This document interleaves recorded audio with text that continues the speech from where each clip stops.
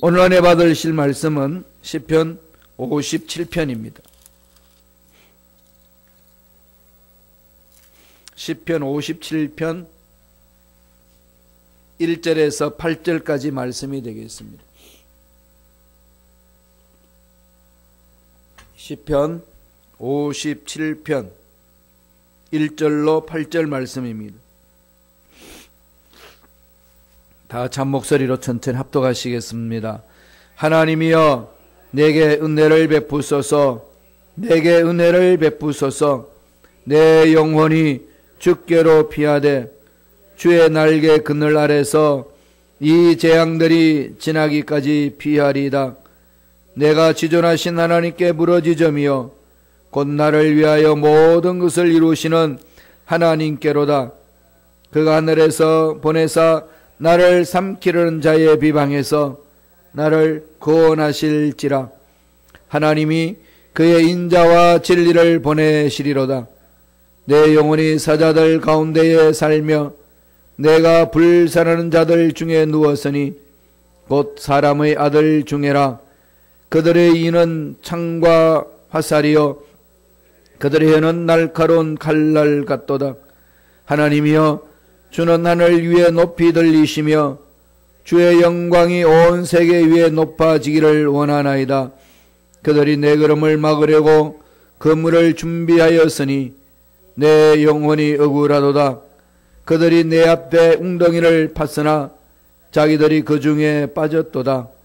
하나님이여 내 마음이 확정되었고 내 마음이 확정되어 사오니 내가 노래하고 내가 찬송하리다. 내 영광아 깰지어다. 비파야 수고마 깰지어다. 내가 새벽을 깨우리로다. 아멘. 이 말씀으로 굴 속에서의 외침, 굴 속에서의 외침이라는 제목으로 은혜 말씀을 나누겠습니다. 시편 57편은 다윗이 정말로 힘든 상황 속에서 지은 시입니다. 인생의 가장 어두운 밤에 쓰여졌다고 합니다. 내면적으로 왕이 되어서 힘들고 고통스럽고 괴로워하면서 지은 시가 51편. 그것은 개인의 문제였지요. 밧세바를 범하고 나서 하나님 앞에 몸부림치면서 지은 시가 51편이고 이 57편은 사울을 피해서 숨어 동굴 속에 처박혀 있을 때 지은 시입니다. 다윗이 동굴 속에 있다는 그것은 사울을 피해서 가드 땅 그 깊은 곳에 동굴 속에 숨어 있으면서 하나님의 때를 기다리는 그런 상황이었습니다. 하나님이 마침내 살아계시기 때문에 반드시 이루어 주실 것이야 이런 확신을 갖고 갑니다. 그런데 그 확신이 있는 반면에 다윗은 그 당시 너무나도 암울했습니다. 앞이 안 보이는 거죠. 여러분 동굴 속에 한번 가봤습니까? 동굴에 가면요 침침하고 습기 있고 지하실에서 잠자는 거 여러분 기억나시나요? 안 해보셔서 모르시죠? 지하실 내려가면 얼마나 그냥 이게 몸이 으시시한지 모릅니다. 독일 날씨가 그래요. 겨울 되면은 이 습기가 우기가 시작되기 때문에 습도가 많아요. 그래서 날씨가 이렇게 혹독하게 춥지는 않습니다. 영하 한 5도, 7도 되면은 뭐 뼛속까지 스며들어요. 지하실에 추운 거지. 으시시 기분 나쁘게 햇볕도 없고 그러니까 몸에 막 곰팡이가 피고 그래요. 그러니까 그 사람들은 1년 동안 돈 벌어서 뭐 하는지 아십니까? 여행 가는 거예요. 어디로? 저 남쪽 태양 햇빛 좋은 쪽으로. 이 시카고 와 보니까요 너무 햇빛이 좋아요. 여러분 하나님이 이런 시카고 여러분 보내주신 건요 복 중에 복이에요. 왜 시카고를 떠나려고 그래요? 이런 햇빛이 여러분 아무데나 있는 거 아니에요. 춥지만은 상쾌하잖아요. 그럼요. 저는 머리카락이 없어가지고 여러분보다도 자연 개시가 더 빨라요. 그런데도요, 이 매서운 추위 속에 햇빛이 있으니까 살만 나요. 그러니까 그 습도가 많은 곳은 그렇습니다. 동굴이 그렇잖아요. 동굴 속에 있다는 것은 참 암울하다는 거거든요. 그러니까 다윗이 왕이 되기 전까지는요, 사울을 피해서 돌아다니는 것이 광야였고 동굴이었습니다. 특별히 아둘람 동굴에서는 다음 사울 왕을 하나님 폐기하고 이스라엘 나라를 이끌어갈 왕으로 세우는데 훈련시킨 장이 아둘람 동굴입니다. 아둘람 동굴 속에 피해 있는데요, 다윗을 따라오는 사람들이 한 400여 명이나 됐습니다. 그들이 누구냐? 장군들 아니에요. 다 그냥 사바다 망한 사람들, 민족에 쫓겨난 사람들, 신용 불량자들, 이런 데를 피해서 와가지고 그 아둘람 동굴 속에 모여 있는데, 다윗 신세나 다윗을 따르는 신세나 다 똑같아요. 알거지들. 그들이 모여서 아둘람 동굴에서 있는데 그게 400명이나 됐습니다. 그 속에서 하나님이 이스라엘을 이끌어갈 일꾼들을 다윗과 함께 만들어 주십니다. 참 인생의 어두운 상황을 다 같이 경험한 거죠. 하나님이 훈련시키는 학교는 특이해요. 우리는 학교는 다 졸업 있잖아요. 그 졸업하면 다음에 열려지는 과정이 있지 않습니까? 중학교 졸업하면 고등학교 간다는 확신이 있어요. 그런데 하나님 훈련학교는요, 이거 졸업하면은 나중에 내가 너 쓸게, 이런 게 없어요. 그냥 훈련 장소에 가서 훈련합니다. 왜 이렇게 훈련받는지도 모르는 상황 속에서도 훈련받아요. 그럼 앞이 깜깜한 거죠. 이게 끝이 안 보입니다. 그게 하나님 훈련학교의 특징이에요. 그런데 놀라운 거는 그 훈련학교를 졸업하면은 하나님이 정하신 때에 멋지게 하나님 쓰신다는 거. 이건 하나님이 이끌으신 역사 속에 나타납니다. 그 특징은 언제 졸업하느냐? 기약이 없어요. 그리고 졸업장을 수여하고 난 이후에 내가 학위증을 주겠다, 이런 기약도 없습니다. 그냥 훈련받아요. 훈련받을 때는 정말 깜깜합니다. 그런 상황 속에서 훈련받으면서 지은 씨가 시편 57편 깊이 묵상해 보세요. 어쩌면 그냥 우리가 처해진 상황을 구구절절 구체적으로 그렇게 표현할 수 있을까? 그게 시편 57편에 있습니다. 이런 상황 속에서 우리는 어떻게 뚫고 나갈 수 있을까요? 이걸 가르쳐 주는 거거든요. 여러분, 어려운 상황 속에 있으면은 사람은 누구나 다 도망가고 싶은 마음이 생깁니다. 그럼 도망가는 건 누구나 할 수 있어요. 도망가면 되니까, 내팽개치고. 근데 뚫어나가는 것은 아무나 못합니다. 하나님의 생명이 있는 자들은 뚫고 나갈 수 있는 힘이 있습니다. 내가 힘이 있어서 뚫는 게 아니고 그냥 깜깜한 그 어두운 동굴 속에서 갈 바를 알지 못하고 언제 끝날지도 모르고 이거 끝난다고 내 인생이 펼쳐진다는 이 기약도 없고 그런 상황 속에 던져져서 훈련받는데 이길 수 있는 것은 하나님의 생명이, 하나님의 능력이 훈련 중에 임하기 때문에 우리는 뚫고 나갈 수가 있습니다. 아브라함이 그랬잖아요. 하나님 불렀습니다. 어디로요? 그냥 따라와. 너를 인하여서 많은 민족을 이루어주겠다. 구체적인 말씀을 안 하고 그냥 큰 덩어리만 던집니다. 어떻게 해야 되는지, 어디로 가야 되는지 모릅니다. 그래서 히브리서에 보면 뭐라고 그럽니까? 갈 바를 알지 못하고. 여러분 그거 아시나요? 갈 바를 알지 못하고 사는 삶. 이거보다 답답한 게 어디 있겠어요? 그런데 아브라함은 25년간 살았습니다.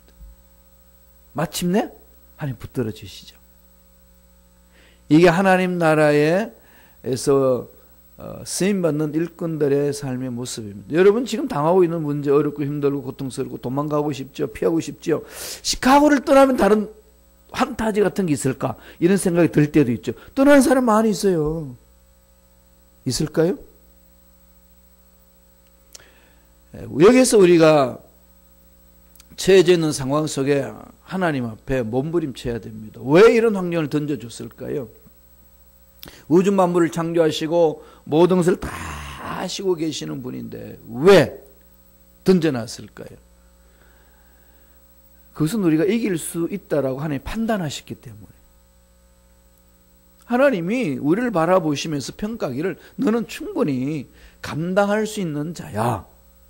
판단하셨기 때문에 이런 상황 속에 던져주시고 이런 경험 저런 경험할 수 있도록 만들어주시는 거죠. 그러면 저와 여러분들은 어떻게 해야 될까요? 오늘 다윗이 가르쳐 줍니다. 다윗이 그러고 있어요. 정말로 절망이었거든요. 왕이 된다는 보장 없었습니다. 그리고 자기와 함께한 사람들 보세요. 400명은 따르는데 다 꼬락서니 보니까 다 거지들이야. 그냥 뭐 어느 누구 하나 이 성한 사람이 없는 거죠. 그런 사람들 다 붙여줍니다. 얼마나 절망이겠어요. 그리고 또 사울은 쫓아와서 잡아 죽이려고 그러지. 그 사울을 대항해서 싸울 만한 일꾼들은 없습니다. 다 그냥 이게 소외된 사람들이 몰려있는 거죠. 신세 한탄하는 자들, 그런 자들을 모아놓는 상황 속에 어떻게 해야 된다는 거죠. 다윗이 오늘 두 가지로 외칩니다. 동굴 속에서 외치는 소리가 두 가지가 있어요. 첫째로 내게 은혜를 베푸소서, 내게 은혜를 베푸소서. 두 가지를 반복합니다. 이건 뭘까요? 강조죠. 히브리 언어에서 반복하는 것은 강조를 말합니다. 중요함을 강조하는 거죠. 그러니까 이 어려운 상황 속에 절망이 있을 때 다윗이 외친 건 뭘까요? 주여 은혜를 베풀어 주소서. 1절을 볼까요? 시편 57편 1절 다 같이 읽겠습니다. 하나님이여 내게 은혜를 베푸소서. 내게 은혜를 베푸소서. 내 영혼이 주께로 피하되 주의 날개 그늘 아래에서 그 재앙들이 지나기까지 피하리다. 위기 속에 기도는 짧잖아요. 그냥 뭐 정말로 그냥 손pat 들고 그냥 꼼짝 못할 상황에서 뭐라고 외칩니까? 아이고 주여 주여. 이거 말고 더 다른 말이 있나요? 아니면 그냥 와 비명치르든지.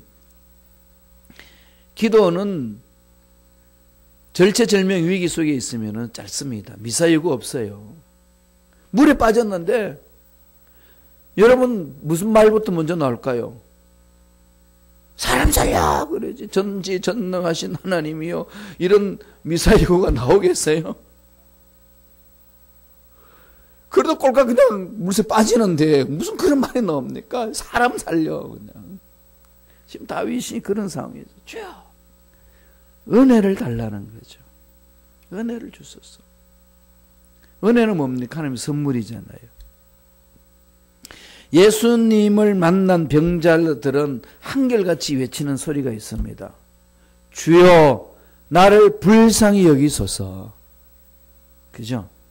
예, 여러분 새벽 예배 나와서 부르짖는 거 그러면 돼요. 은혜를 주소서. 나에게 은혜를 주소서. 나를 불쌍히 여겨 주소서. 그 고백하는 거죠. 외치는 거죠. 그 한마디면 돼요. 아버지 다 아시거든요. 그러고 나서 다윗은 뭐라고 고백합니까? 내가 주의 날개 그늘 아래 피합니다. 지금 다윗은 절체절명 위기 속에 있어요. 동굴 속에 있습니다. 주님의 날개가 어디 있습니까? 주님의 날개가 없잖아요. 이거는 병아리가 암탉 품속에 안겨있는 날개 품 안에 있는 모습을 이렇게 상상하게 만들잖아요.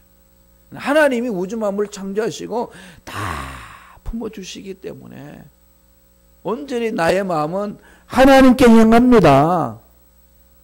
하나님께 가면은 하나님은 나를 보호해 주실 줄로 믿습니다. 내가 이 동굴 속에 있는 게 언제 끝날는지도 모르고 끝나면 무슨 일이 일어날는지 모르지만은 살아계신 하나님이 반드시 보호해 주시리라 믿습니다. 이 고백이죠. 2절에도 그렇게 다윗이 외칩니다. 우리 시편 57편 2절 한번 다 같이 읽겠습니다. 내가 지존하신 하나님께 부르짖으며 곧 나를 위하여 모든 것을 이루시는 하나님께로다. 왜 부르짖죠? 모든 것을 이루신 하나님. 나를 위하여서 모든 것을 이루어 주실 줄로 믿습니다. 사람은 뭐라고 그래도, 환경이 뭐라고 그래도, 내 경험이 뭐라고 그래도 하나님 품 안으로 파고들어가는 거죠. 도망가는 대신에 하나님의 품을 떠나서 엉뚱한 방법으로, 세상 방법으로 도망가는 대신에 하나님 품 안으로 더 파고들겠습니다. 하나님은 모든 것을 이루어 주시는 분이심을 믿습니다.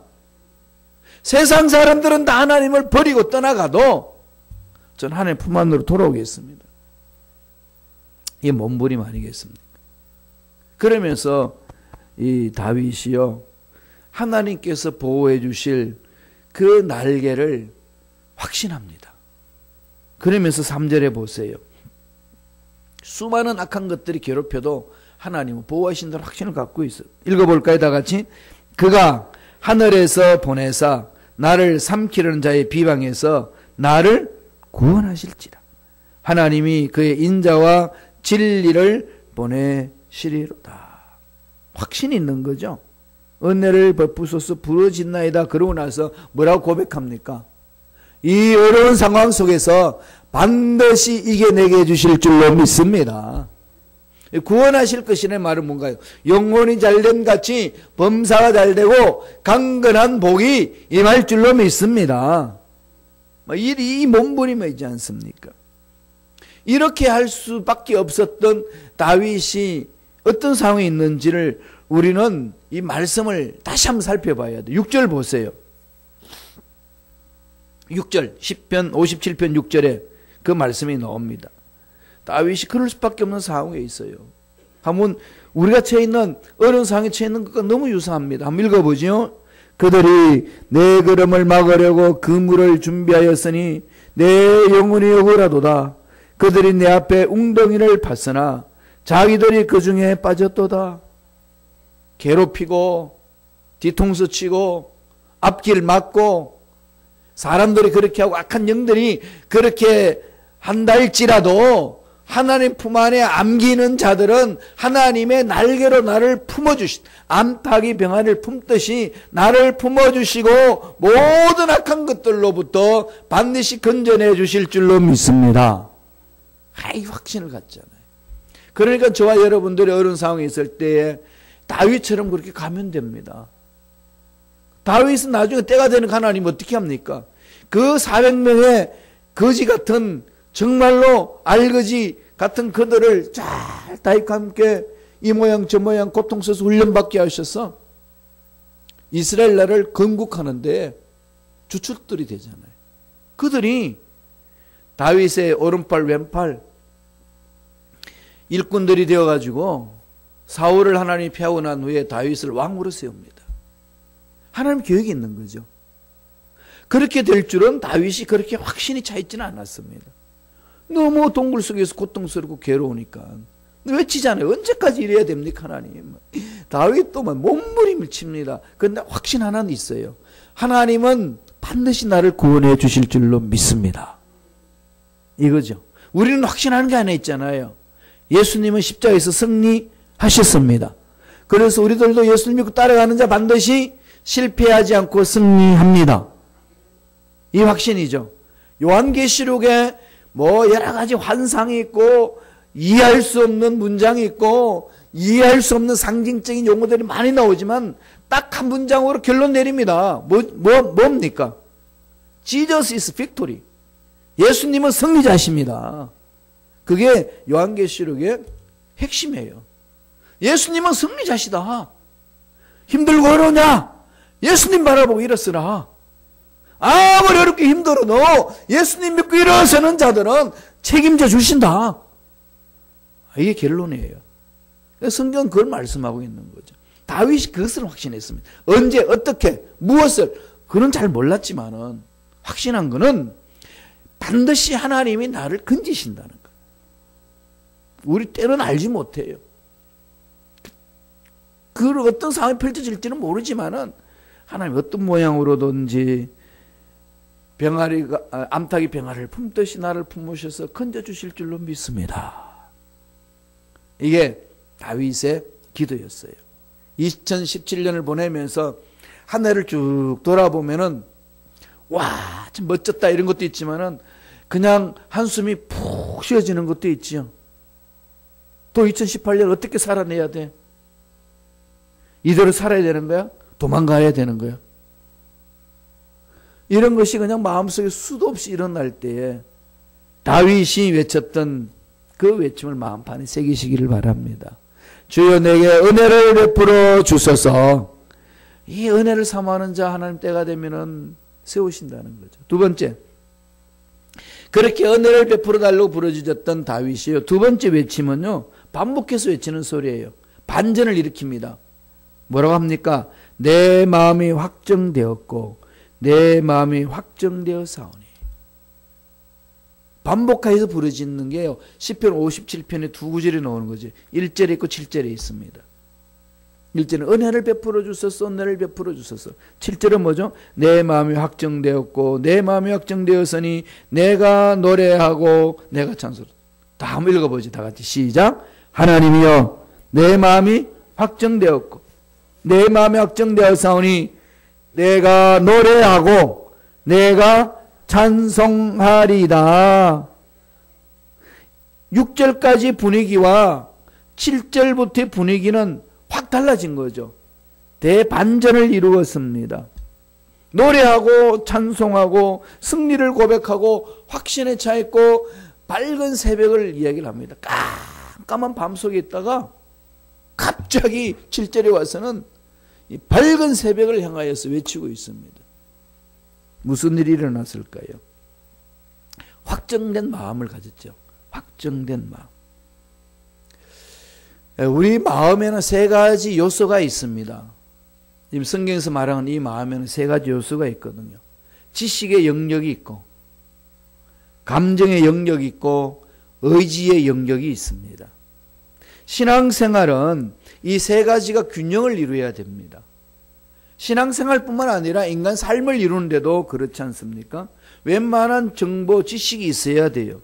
지적인 영역이 있어야 됩니다. 무식하면 안 되잖아요. 무식한데 소신이 있으면 큰일 납니다. 아시죠? 책 한 권 읽고 다 아는 것처럼 이야기하면 당할 게 없어요.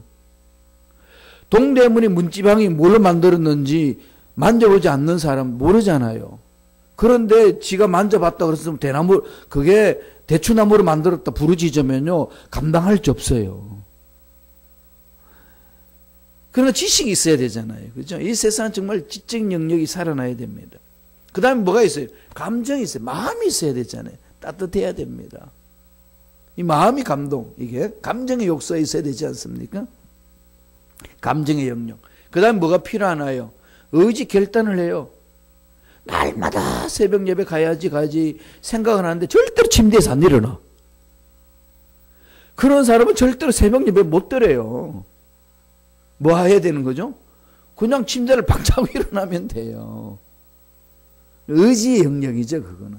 이 세 가지가 제대로 갖춰져 있어야 신앙생활을 제대로 할 수 있고 인간의 삶도 제대로 할 수 있습니다. 이걸 인격적이다 그럽니다. 그래서 지정의로 표현하는 거죠. 지적인 영역, 감정적인 영역, 의지적인 영역. 지금 다윗이 말하는 건 뭡니까? 이 세 가지를 다 지금 작동하는 거죠. 신앙의 문제점은, 신앙의 위기는 이걸 분리시키는 데 문제 있습니다. 하나님 말씀은 열심히 공부하고 알고 있는데 마음까지 안 내려와. 그러니까 손발이 움직이질 않아. 머리만 큰 거죠. 일명 그런 얘기 많이 하잖아요. 이런 사람 뭐 할까요? 매일 교회에서 쫓아다니면서 이게 맞네 저게 맞네 이러면서 일일이 아무리 간섭을 다 하는데 자기는 하나도 그 일을 못 해내. 그런 게 많이 있죠. 어떤 사람은 성경 지식은 하나도 없는데 막 열정이 불같아요. 그냥 이리 뛰고 저리 뛰고 쫙 고함을 치는데 왜 그런지도 몰라. 이게 이제 너무 이렇게 가슴이 뜨거우면은 머리가 타버리잖아요. 머리는 차갑게 공부도 하고 가슴은 또 뜨거워져야 되는 거죠. 그런 다음에 뭐 해야 되나요? 의지를 결단해. 의지 결단. 하나님의 말씀을 들었으면은 말씀에 순종하려고 몸부림치는 거죠. 근데 이게 하루아침에 세 가지가 다 작동을 하느냐? 그러지 않습니다. 어느 순간 평범하게 살다가 하나님의 말씀이 이렇게 깨달음을 주잖아요.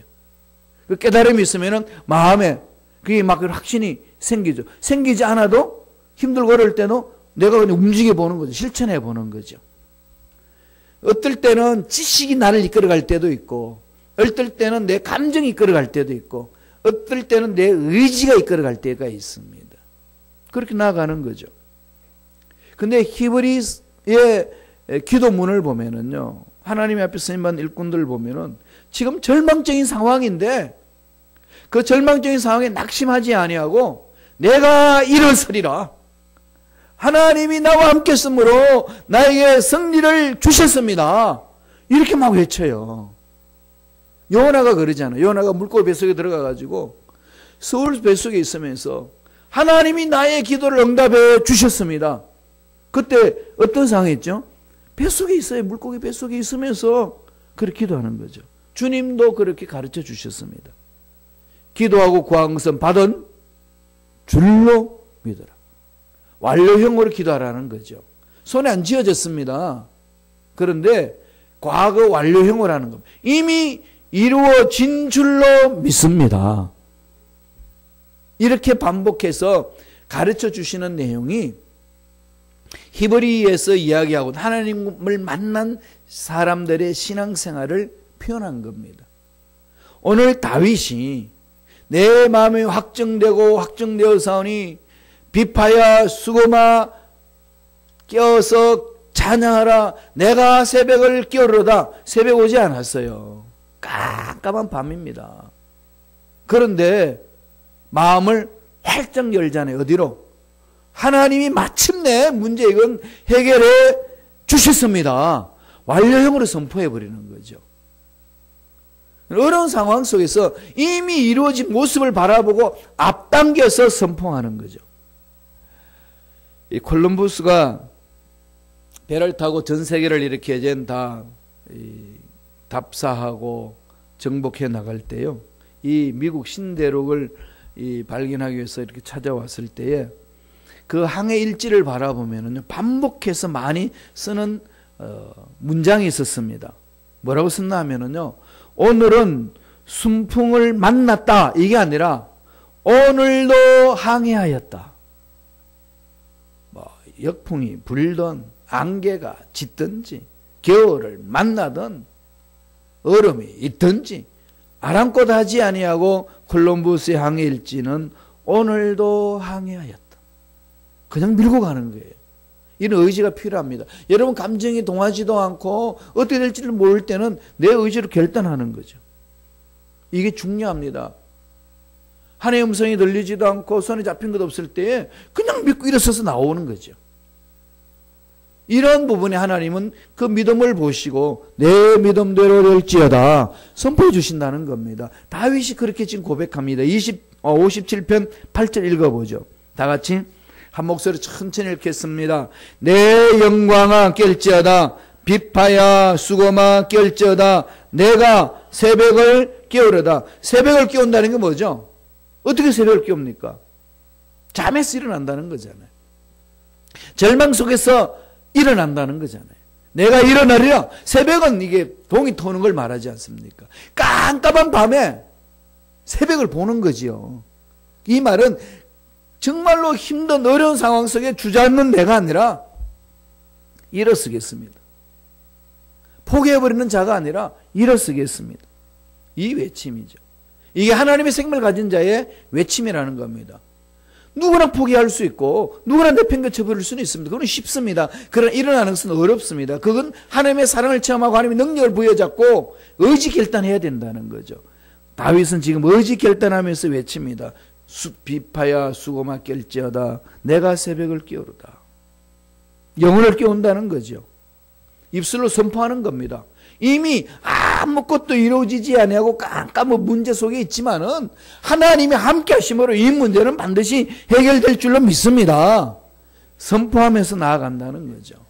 이게 오늘 다윗이 절체절명의 위기 속에서 그 어려움을 극복해 나가는 방법을 우리에게 가르쳐 줍니다. 두 가지입니다. 하나님 나에게 은혜를 베풀어 주옵소서. 또 하나는 내 마음이 확정되었습니다. 의지 결단하라는 거지요. 눈에 보이는 거 없고 손에 잡히는 거 없고 귀에 들리는 거 없어도 하나님은 여전히 살아계십니다. 하나님은 이 문제 해결해 주실 줄로 믿습니다. 마음을 하나님께 확정했습니다. 반드시 승리할 줄로 믿습니다. 외치며 나가라는 겁니다. 2017년 마무리 지으면서 오늘 다윗이 우리에게 가르쳐준 이 두 가지 마음판에 새기며 어렵고 힘든 상황을 잘 정리하고 극복함으로 승리를 맛보는 저와 여러분 되길 간절히 축원드립니다. 기도하겠습니다. 하나님 아버지 2017년 잘 보낼 수 있도록 우리에게 말씀을 주시니 감사합니다. 하나님 은혜 안에서 2017년을 돌아보면서 잘 정리하기를 원합니다.